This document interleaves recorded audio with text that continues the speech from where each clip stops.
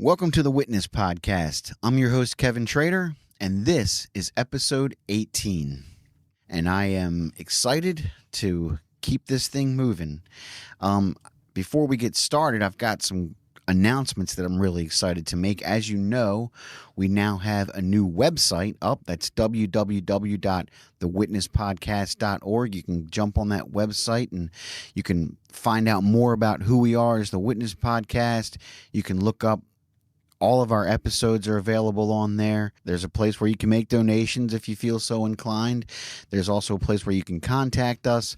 But the spot on the website that I am most excited about today is we are now able to offer Witness Podcast merch.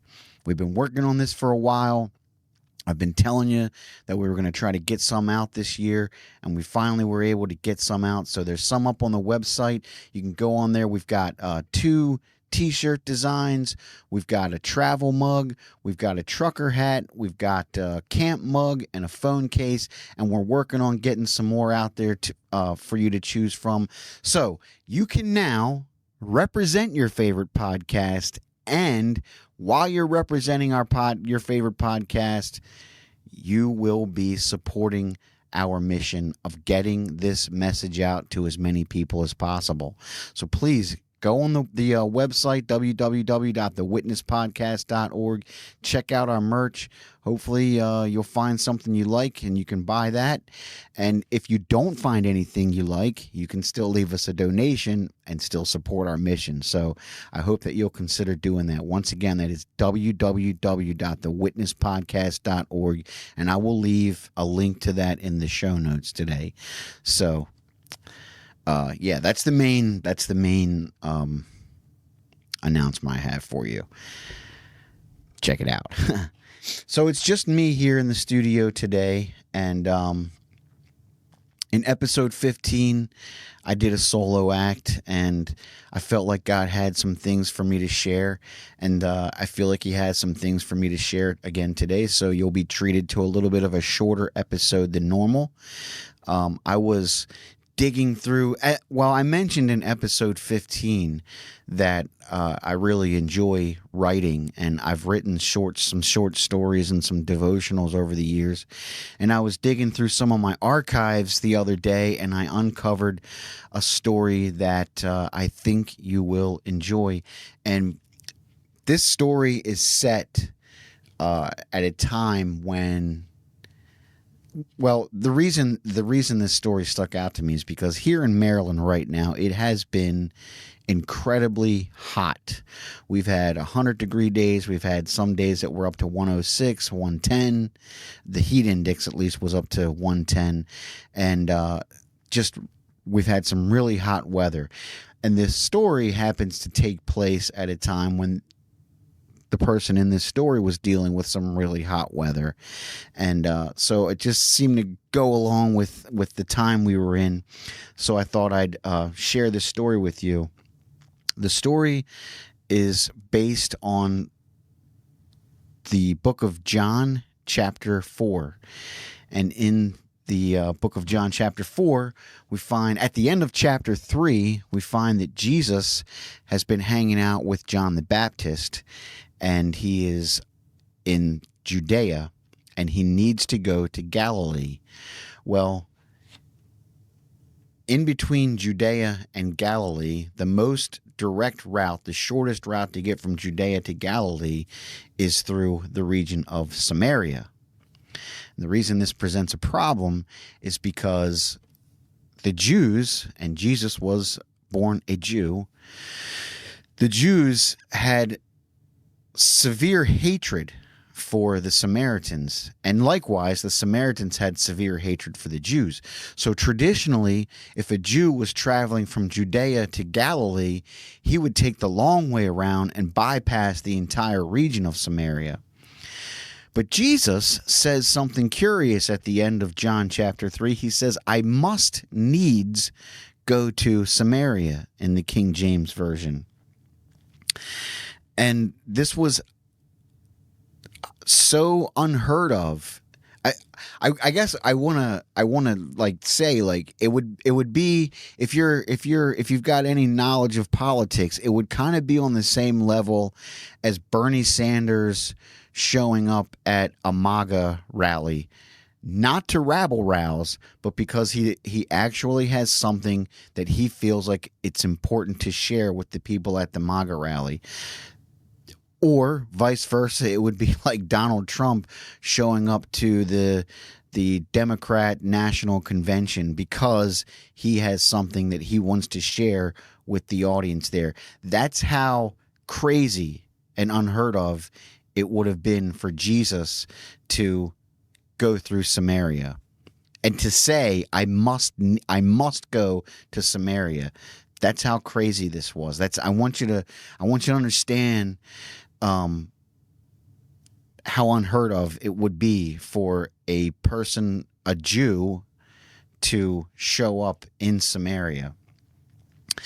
I'm not 100% sure what this hatred is based on. I think, and you know, you've got my email address, so you can fill me in or correct me if I'm wrong.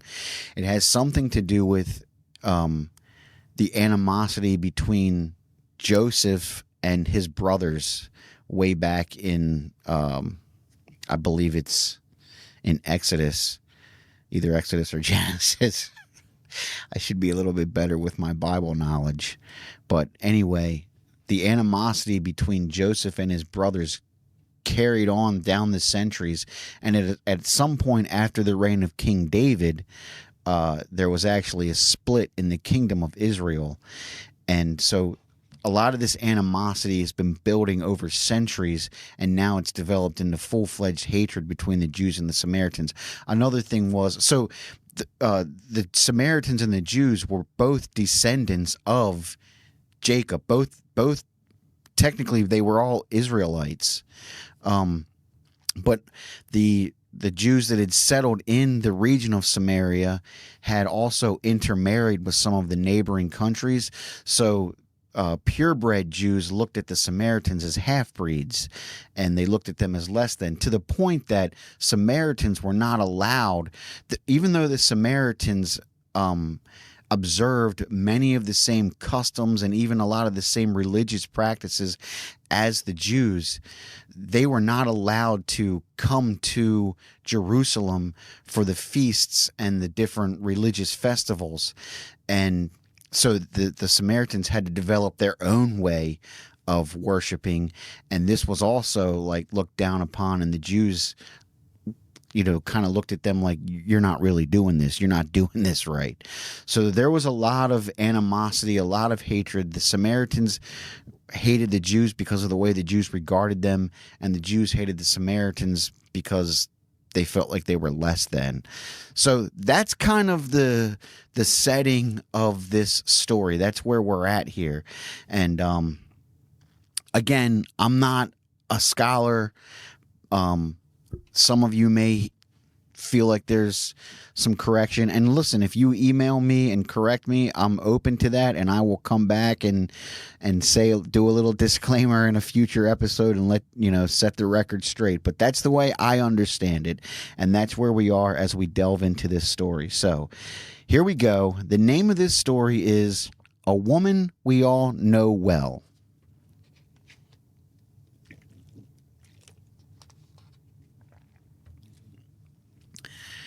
She dreaded going out this time of day. It was so hot. Nothing moved in the late afternoons in this region. The heat was blistering.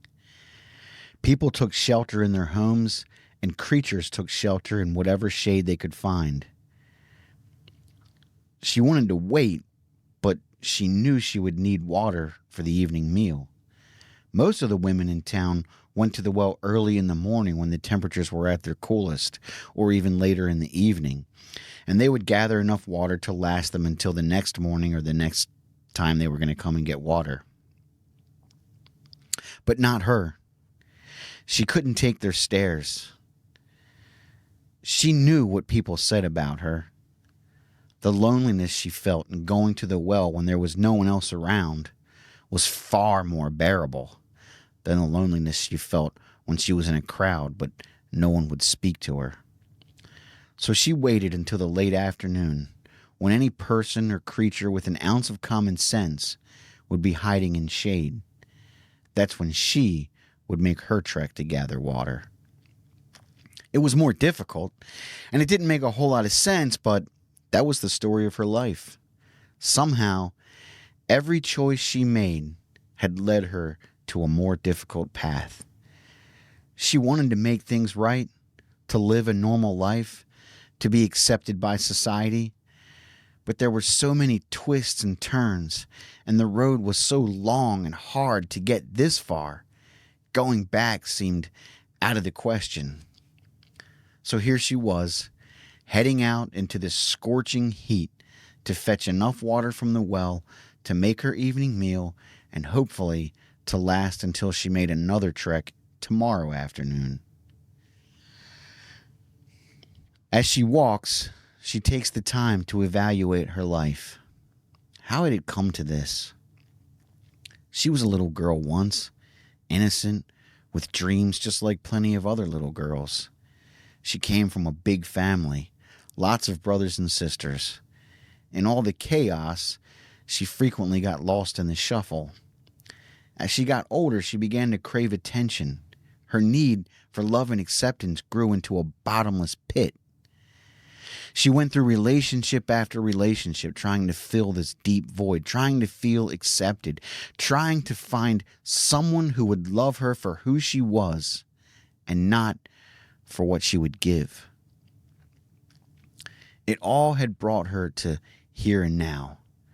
5 failed marriages and currently living with a guy she barely knew. And now she was walking to the well in the sweltering mid-afternoon heat so she wouldn't have to deal with the self-righteous stares of people who would never understand her.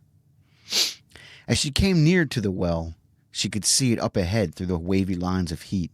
Suddenly, her heart skipped a beat and her stomach began to churn in knots.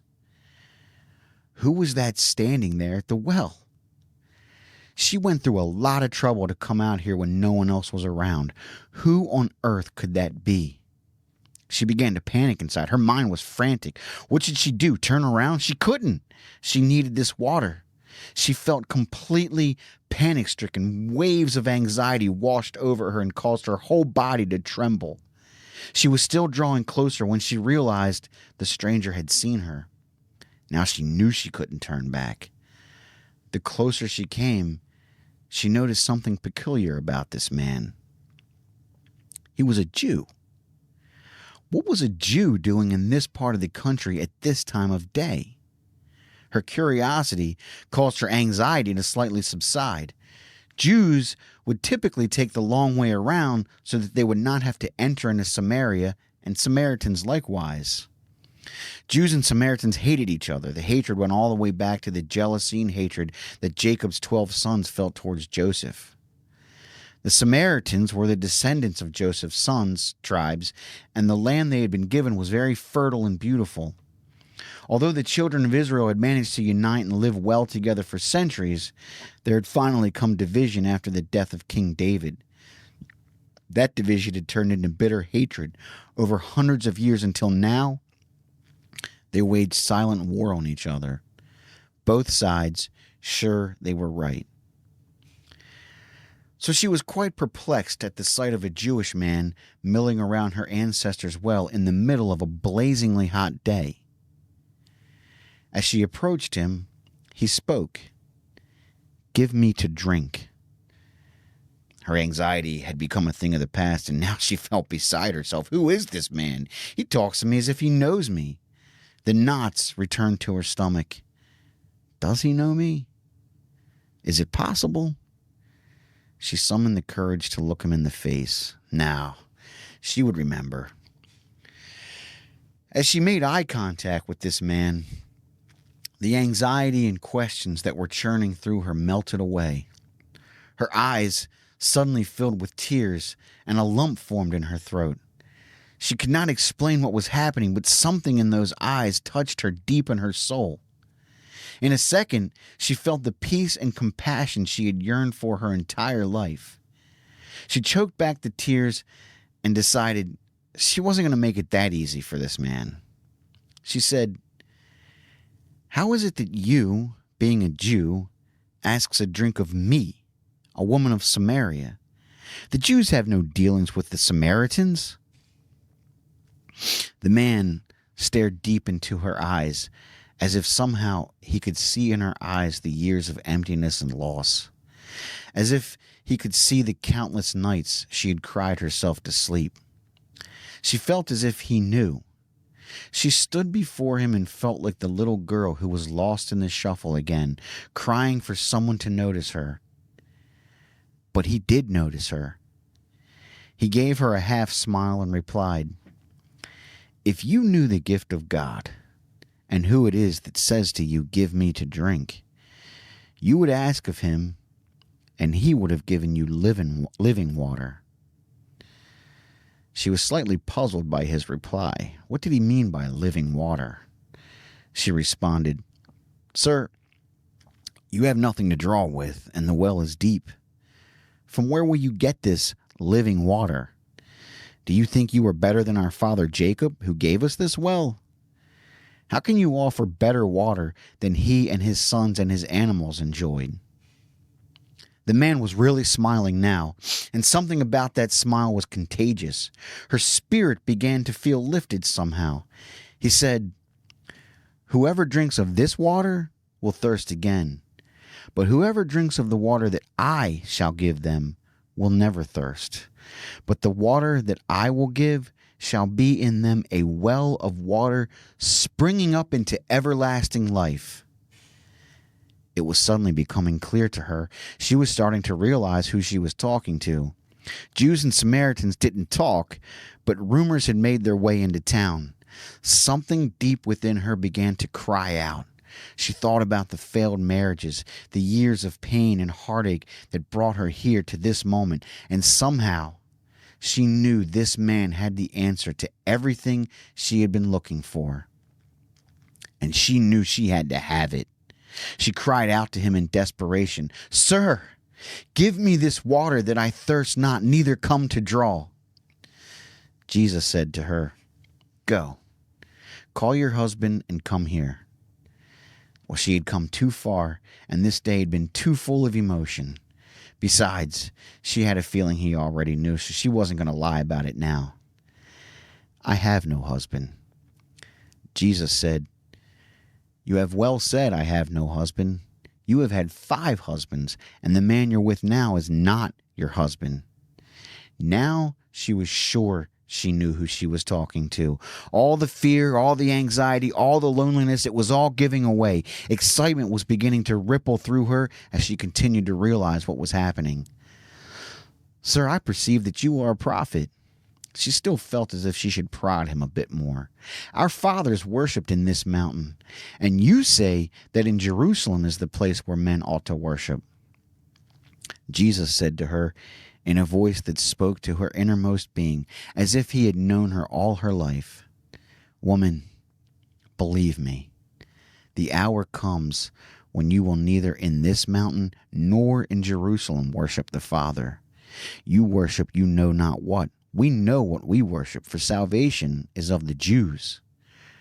Her heart sank slightly at this reply, but Jesus continued, "But the hour cometh, and now is, when the true worshipers shall worship the Father in spirit and in truth, for the Father seeketh such to worship him." Her heart now felt as if it would pound out of her chest. She was overwhelmed with joy and desire to have what he spoke of. She knew she could worship that way. She suddenly realized that was all she had ever wanted, to be able to give herself to someone that would give themselves back. She just needed some kind of purpose. Jesus finished, "God is a spirit, and they that worship him must worship him in spirit and in truth." She replied to him, "I know that Messiah cometh, which is called Christ. When he is come, he will tell us all things." Jesus said to her, "I that speak unto thee am he." She dropped to her knees, trembling. Tears flowed from her eyes, tears for every lonely night, for every time her heart had been broken, tears for every time her trust had been shattered, tears for every time she had been rejected, tears that emptied her soul before the Messiah. But after the tears, there was more. She began to feel herself being filled. It was a feeling she was very unfamiliar with, but she loved it. It was as if she was hearing someone say, "I love you," but now she was beginning to feel what those words really meant. Her heart was beginning to swell with joy and peace. She thought she might just explode, and the relief, sweet relief. She had trudged to the well that day in the sweltering heat, with years of failure, years of rejection. Such a heavy load that she wondered how much longer she would be able to make the trip. But now, she dashed back to town so full of life and joy that she forgot her water pot. She knew she was going to have to tell everyone about who she had just met and what had happened. She was so light and happy, she no longer cared what people thought of her or what they would see. She had to tell everyone, because there was no way she could contain the immense joy that her Savior had just given her.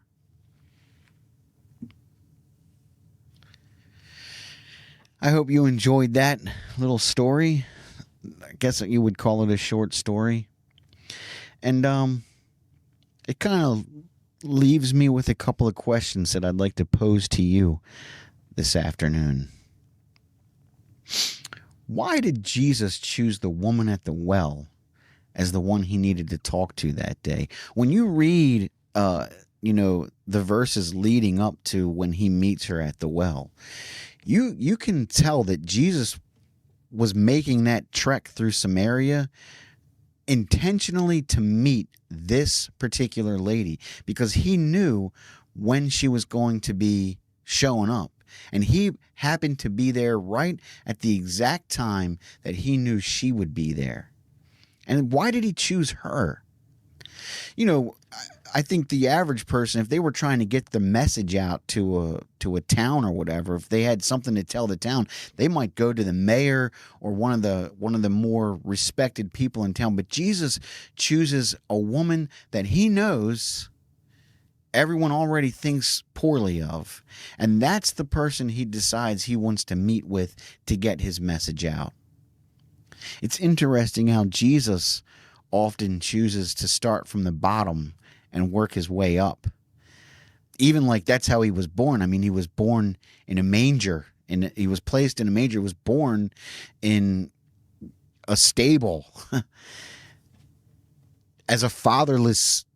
The world looked at him as a fatherless son because Mary had gotten pregnant before her and Joseph were married. So Jesus chose the most unrespected way you could come into the world. That's the way he chose to come into the world. And then he chooses this. I mean, you can imagine the slurs that they probably threw at this lady. And that's who he chooses to touch first in the town. It's interesting. And I think it's because he knew that the change that would take place in her life would be something that no one could deny. They would know that something had to have been, that something was different about this lady, and they would all inquire. And through her, he spread his message through Samaria, which is another thing. Jesus came and he brought this message primarily to the Jews, but he made it clear several times throughout his ministry that this message wasn't just for the Jews. We talked in an earlier episode about his conversation with the Roman centurion. The Romans were Gentiles who were, in a sense, like oppressing the Jews. But Jesus heals the centurion's servant. And then he goes into Samaria. And so he's proving to his disciples and anyone who's willing to look that, look, I'm here for everybody. This message is for everybody. I don't care who you are. I don't care what your race is. I don't care what your culture is. I don't care what your religion is. I don't care what your politics are. My message is for everyone. I think we should remember that in our own daily lives, that this message we carry as we go out into the world, it's not just for one kind of person. It's for every person who's willing to listen. And perhaps we should look for that person who we know is hurting as we go about our business. And the last thing I wanted to speak to you about based on this story is, I wonder if there's anyone out there who can relate to the woman at the well. Has life just seems like it just dealt you a bad hand of cards? You just, no matter how hard you try, it seems like you always make the wrong decision. No matter how hard you try, it just seems like you can't get this right. And now you find yourself so far down the path that it seems like there's no way back. If that's you, I want to say to you, there is a way back.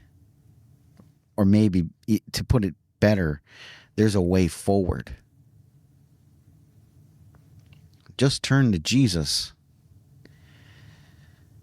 He came here to this earth. He did the things that he did.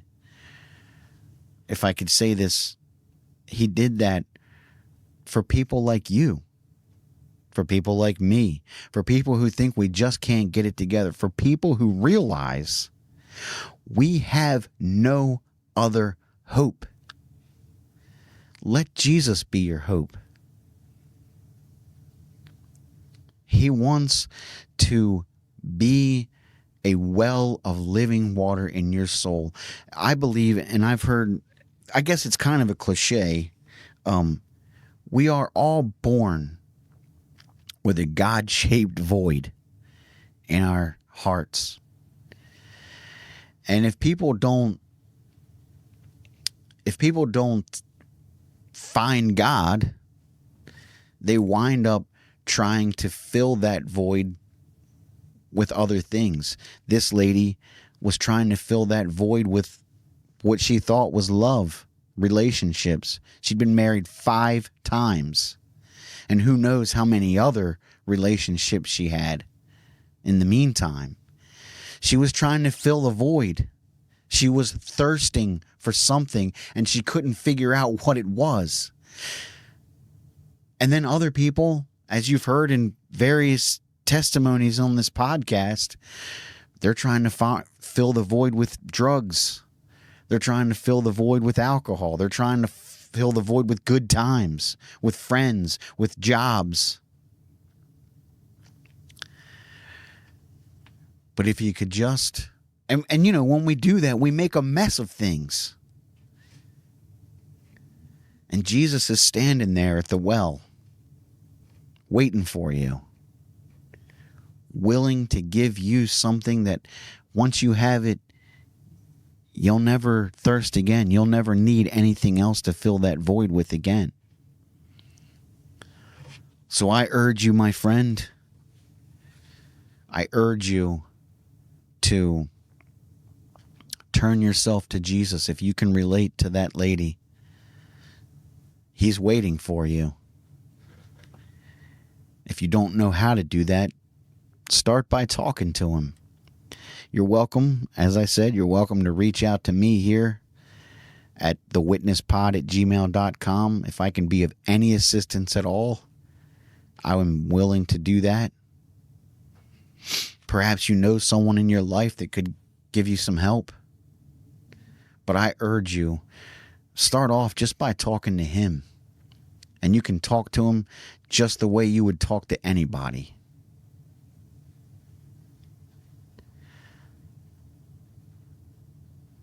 So that's it for episode 18. As I mentioned before, I want to say it again. As I mentioned before, we have a website. You can find that at www.thewitnesspodcast.org. Hopefully you'll go check that out. You'll consider buying some merch to support the podcast, represent your favorite podcast. Also, I'm thinking about adding a page to the website where I have a compilation of these short stories in case you might want a copy of them. I've got more that I'll share as time goes on, but I'm thinking about posting them on the website so that you can have access to them in case you want to have a copy of them for yourself. So let me know what you think about that. And as I said before, if you can't find any merch you like on the website, there is a place where you can donate to the podcast if you'd like to partner up with us and what we are trying to do here. Eventually I'd like to be able to promote the podcast on some other platforms so that we can reach as many people as possible with this message, and your donations and your merch sales would certainly help us with that mission. I will again leave a link to the website in our show notes, so make sure you check that out. Again, you can reach me at thewitnesspod@gmail.com. Let me know what you think of the show. If you have any ideas for upcoming episodes, if you have questions about anything, if you have a critique even, or something you think would make the podcast better, please reach out. And again, like as I said earlier, if you've listened to this story today and it's touched you and you feel like you would like to reach out to Jesus, but you don't know how and you'd like some more direction, you can email me at thewitnesspod@gmail.com, and I will do what I can to help you out. I promise that I will read every single email that comes my way, and I will do my very best to respond to each one.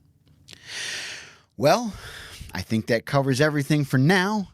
If you enjoyed this episode, please give it a like or leave us a review. And like I always say, most importantly, above everything else, if you don't want to go to the website, if you don't want to buy anything, if you don't want to leave a donation, I don't care.